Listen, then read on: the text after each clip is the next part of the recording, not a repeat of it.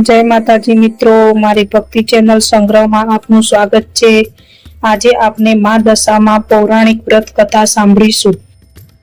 મા દશામાં વ્રત અષાઢ વદ અમાવસના દિવસે શરૂ થાય છે અને 10મા દિવસે પૂરું થાય। આ વ્રત કરનાર સવારે નાહી ધોઈને દશામાના નામનો દીવો કરી કથા સાંભળે। ઉપવાસ ન થાય તો એકટાણું થઈ શકે। આમ મા દશામાનું વ્રત કરવામાં આવે છે। એક નગરમાં નદી કિનારે રાજાનો મહેલ આવેલો। રાણી રોજ ઝરૂખામાં બેસીને કુદરતી સૌંદર્ય જુએ। એક દિવસે નદીમાં નાહવા ઘણી સ્ત્રી આવી। આ બધી સ્ત્રીઓ શા માટે આવી છે તે જાણવા રાણીએ દાસીને પૂછ્યું તો દાસી બોલી, આજે અષાઢ વદ અમાવસનો દિવસ છે। આજે દિવાસાનો તહેવાર છે। આ સ્ત્રીઓ દશામાનું વ્રત કરે છે તેથી નાહવા આવી છે। રાણી તો દોડીને કિનારે એક સ્ત્રી પાસે ગઈ અને બોલી, બહેન, મારે પણ દશામાનું વ્રત કરવું છે। ભલી સ્ત્રી બોલી, સારી વાત છે। એ વ્રત કરવાથી સુખ સંપત્તિ સાંપડે અને કષ્ટ હોય તો દૂર થાય। અષાઢ વદ અમાવસ એટલે દિવાસાને દિવસે સવારે નાહી ધોઈને દશામાની કથા કહેવી અથવા સાંભળવી। પવિત્ર જગ્યામાં દશામાનું નામ લઈ કળશ સ્થાપવો। પછી 10 શેરનો દોરો લઈ 10 ગાંઠો વાળવી। તેને કંકુ લગાડીને હાથે અથવા કળશે બાંધી દેવાનો।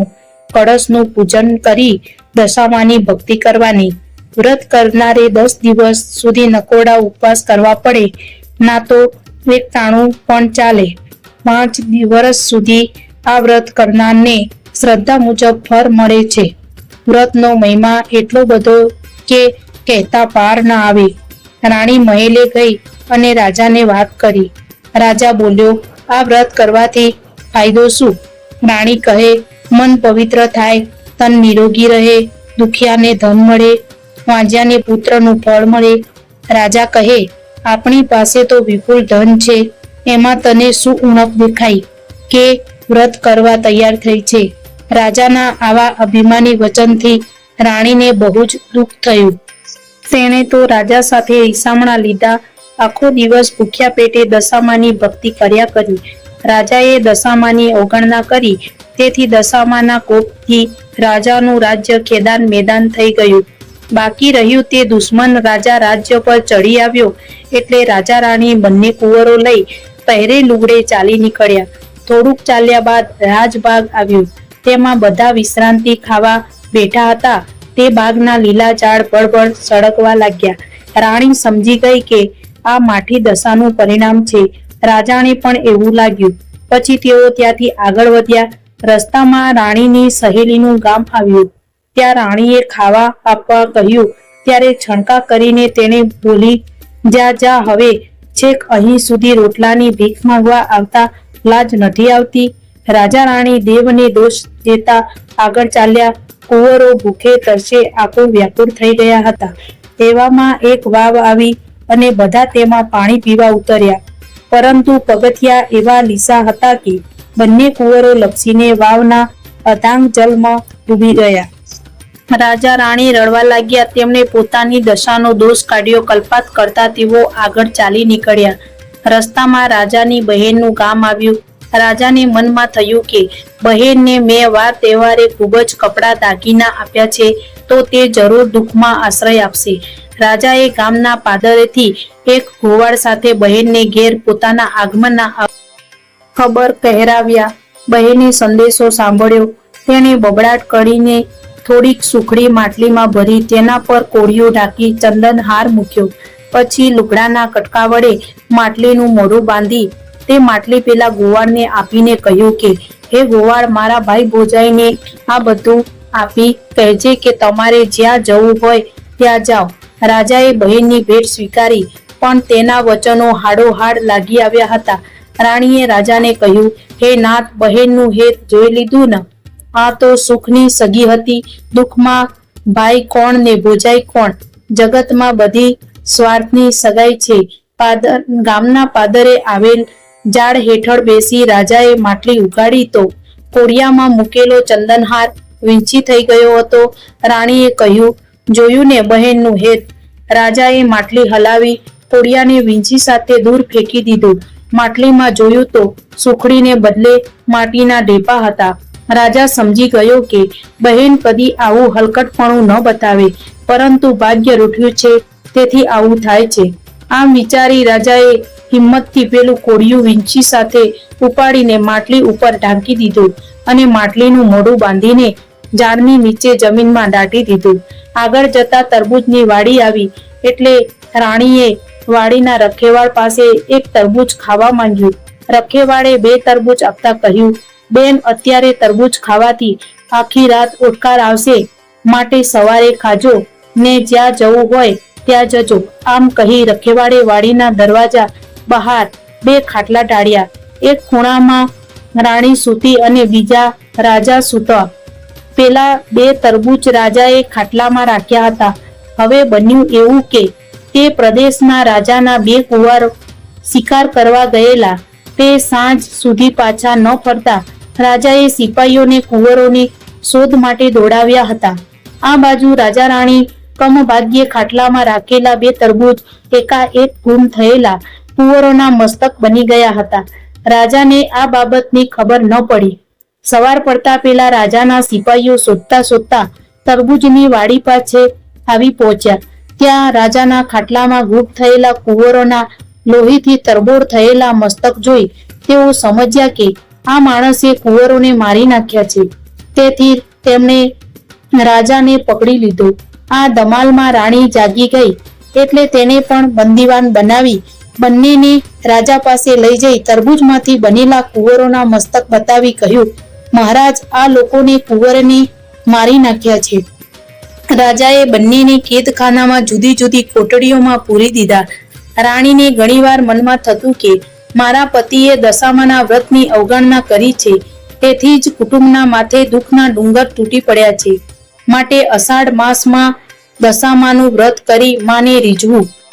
શ્રાવણ મહિનો બેસવાના 1 દિવસ પહેલા રાણીએ કેદખાનાના ઉપરીને કહ્યું, ભાઈ, આવતીકાલે દિવાસો છે અને હું દિવાસાના દિવસે દશામાનું વ્રત કરું છું, માટે વ્રત કરવા દેશો તો તમારું ભલું થશે.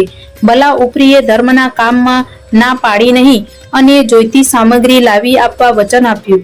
દિવાસાના દિવસે સવારે નાહીને રાણીએ 10 શેરનો દોરો લઈ તેને 10 કાંઠો વાળીને કંકુ લગાડ્યું. પછી માનું નામ લઈ કળશની સ્થાપના કરી તે દોરાને કળશ સાથે બાંધી દીધો. પછી કળશનું પૂજન કરી આખો દિવસ દશામાની ભક્તિ કરી ભૂખ્યા પેટે સૂઈ ગઈ. આવી રીતે 10 દિવસ નકોડા ઉપવાસ કરી રાણીએ વ્રત પૂરું કર્યું. તે રાતના રાણી 10 મુઠ્ઠી ઘઉં ભરી માટીની સાંઢણી બનાવી અને સવારે નદીમાં પધરાવી દીધી. એ રાતના ત્યાં રાજાને સપનામાં દશામાએ દર્શન આપ્યા. કહ્યું, હે રાજા, તે કેદ કરેલા સ્ત્રી પુરુષ તારા કુંવરોના હત્યારા નથી, પણ દૂરના રાજ્યના રાજા રાણી છે, માટે તેમને છોડી દે. તારા કુંવરો જે શિકારે ગયા હતા તે તેના મોસાળમાં છે.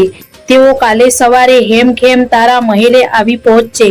તે જે લોહી નીતરતા મસ્તકો જોયા હતા તે માયાવી મસ્તકો હતા, માટે શોક ન કરીશ. સ્વપ્ન પૂરું થયું ને રાજા તો જાગી ગયો. તેણે ઊંઘ આવી નહીં. સવાર પડતા જ તે ગુમ થયેલ 2 કુંવરો મારતે ઘોડે મહેલે આવી પહોંચ્યા. રાજા કુંવરોને ભેટી પડ્યો ને આખા મહેલમાં આનંદ છવાઈ ગયો. પછી તે રાજાએ પેલા બંદીવાન રાજા રાણીને માન સહિત મહેલે બોલાવી તેમને આવકારી જમાડી કહ્યું, ક્ષમા કરજો, તમે નિર્દોષ છો. મારા કુંવરો જીવતા છે અને આખરે તે મહેલે આવી ગયા છે. મને લાગે છે કે કોઈ દેવીનો કોપ તમારા ઉપર ઉતર્યો છે, તેથી તમારી દુર્દશા થઈ છે. હવે દશા પલટાઈ છે એવું લાગતા રાજા રાણી પાછા પોતાના રાજ્ય તરફ નીકળી પડ્યા. રસ્તામાં રાજાની બહેનના ગામનું પાદર આવ્યું એટલે રાજાએ અગાઉ ઝાડ નીચે દાટી દીધેલી માટલી કાઢી અને મોઢે બાંધેલું લુગડું છોડ્યું તો માટલીમાં સુખડી ભરેલી હતી તે બંનેએ ખાધી. પછી રાણીએ કહ્યું, નાથ, હવે આપણી વેળા વળી છે, માટે ધીમે ધીમે સર્વે સારાવાના થશે. આગળ જતા પેલી વાવ આવી. આવતી વખતે દશામાએ વાવમાંથી બંને કુંવરોને અદ્રશ્ય રીતે ઉઠાવી લીધા હતા. તે રાજા રાણીને પાછા સોંપવા દશામાં ડોશી બની બંને કુંવરોને આંગળીએ વળગાડીને રાજા રાણી પાસે આવી કહેવા લાગ્યા, હે વટેમાર્ગુઓ, આ કોઈ રૂપાળા છોકરા ભૂલા પડ્યા છે, તો તમે તેમને લઈ જાઓ. રાજા રાણી પોતાના કુંવરોને ઓળખી ગયા. ચતુર રાણી દશામાને ઓળખી ગઈ. દશામાએ કહ્યું, તારા પતિએ મારા વ્રતની અવગણના કરી હતી, તેથી તારી માઠી દશા બેઠી હતી. મારા વ્રતનું તમને પારખું થઈ ગયું છે, એટલે તમે મારા વ્રતનો મહિમા સર્વને સમજાવજો. વ્રત કરનાર જરૂર સુખી થશે. રાજા રાણી અને બંને કુંવરોએ દશામાને નમન કર્યું અને તે આશીર્વાદ આપી અંતર્ધ્યાન થઈ ગયા. આગળ ચાલતા રાણીની સહેલીનું ગામ આવ્યું તો સહેલીએ બધાને આવકાર આપ્યો અને થોડા દિવસ પોતાને ઘરે રોકાઈ જવા ભાવપૂર્વક કહ્યું. રાણી બોલી, બહેન, હવે અમારી દશા સુધરી ગઈ છે. ખરાબ દશા હતી ત્યારે મને ભિખારણ કહી હતી, માટે બહેન તારે ત્યાં અમે કંગાળ શોભીએ નહીં, એમ કહી ત્યાંથી આગળ નીકળી બધા રાજબાગ આગળ આવ્યા તો બાગમાં બધા ઝાડ સુકાઈ ગયેલા હતા. ઠેર ઠેર સુકાઈને ખરી પડેલા પાંદડાના ઢગલા પડ્યા હતા. પણ બધા બાગમાં દાખલ થયા તે સાથે જ બાગ લીલોછમ બની ગયો. આ જોઈ રાણીએ રાજાને કહ્યું, જોયું ને, આપણી દશા ફરી, એટલે આપણે જ્યાં જઈએ છીએ ત્યાં વધાવી લેવામાં આવે છે. માળીએ આખા ગામમાં સમાચાર ફેલાવ્યા એટલે પ્રજામાં હર્ષ વ્યાપી ગયો. બધા બાગ આગળ આવ્યા. દુશ્મન રાજા, જેણે આ રાજાનું રાજ્ય પચાવી પાડ્યું હતું, તે આ રાજ્યનો કબજો લીધા પછી બહુ હેરાન થઈ ગયો હતો. તેથી તે અસલ રાજાને રાજ્ય પાછું સોંપવા માંગતો હતો. તે પણ ખબર મળતા રસાલા સાથે રાજબાગમાં આવ્યો અને પોતાની ભૂલ કબૂલ કરી રાજાને તેનું રાજ્ય સંભાળી લેવા કહ્યું. લોકોએ હર્ષનાદથી રાજાની વિનંતીને સ્વીકારી લીધી. પછી રાજા રાણી અને કુંવરો વાતે ગાતે મહેલે ગયા અને અસલ રાજાએ બધો વહીવટ સંભાળી લીધો. દશામાના પ્રતાપથી રાજા રાણી પાછા સુખમાં રહેવા લાગ્યા. રાણી દર વર્ષે દિવાસાના દિવસે વ્રત શરૂ કરતી અને 10 દિવસ સુધી નકોરડા ઉપવાસ કરી માટીની સાંઢણી જળમાં પધરાવી વ્રતની પૂર્ણાહુતિ કરતી. આવી રીતે 5 વર્ષ રાણીએ દશામાનું વ્રત કર્યું. 5 વર્ષે વ્રતની પૂર્ણાહુતિ થતા રાણીએ વ્રતનું ઉજવણું કર્યું. તેમાં ઘણા બ્રાહ્મણોને જમાડ્યા. પછી એક રૂપાની સાંઢણી બનાવી રાખી હતી, તે ગામમાં મોટા પંડિતને દાનમાં આપી તેના આશીર્વાદ મેળવ્યા. હે દશામાં, જેવી રીતે તમે રાજા રાણીની દશા વાળી, તેવી તમારું વ્રત કરનાર, તમારી કથા વાંચનાર અને સાંભળનારની દશા વાળજો અને સર્વનું કલ્યાણ કરજો. બોલો દશામાની જય.